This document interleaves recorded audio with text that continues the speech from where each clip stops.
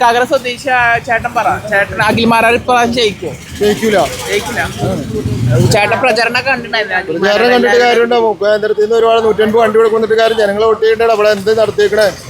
50 രൂപ പെട്രോൾ വരാ ഡീസൽ വരാന്ന് പറഞ്ഞിട്ട് വണ്ടി ഓട്ടോയിലാണ്ട് എടുക്കണോ? ആർക്കും കൊടുത്തോണ്ട് അല്ല വീട്ടിലെ അമ്മമാരുടെ ചേച്ചിമാരുടെ ഒക്കെ സ്നേഹം അഖിൽമാരാർ കൈപ്പറ്റി. സ്നേഹം തൊട്ട് പിന്നെ ഒലക്കാണ് സ്നേഹം. ഒരു സ്നേഹവും ആർക്കും ഇല്ല. ഞാൻ നേരിട്ട് പറയാലോ. ഉറപ്പാണ്. BJP-ക്കാരുണ്ട് വെറുതെ വേറെ അവരെ കള്ളന്മാരാണ്. പിന്നെ നമ്മളൊരു ലക്ഷ്യമുണ്ട് അവിടെ കൊണ്ട് ഒക്കെ എനിക്ക് എന്ത് ഒക്കെ ഈ കാശിന് വേണ്ടി നിക്കണല്ലോടാ. 3 കോടി രൂപ അവനിക്ക് കിട്ടി. അതുകൊണ്ട് പിന്നെ കിട്ടാണ്ട് വെറുതെ ഇവിടെ സാധാരണക്കാരാണ് നെടുങ്ങാറാണ്. പിന്നെ അവനൊന്നും കിട്ടാണ്ട് അവൻ കയറിക്കണേ.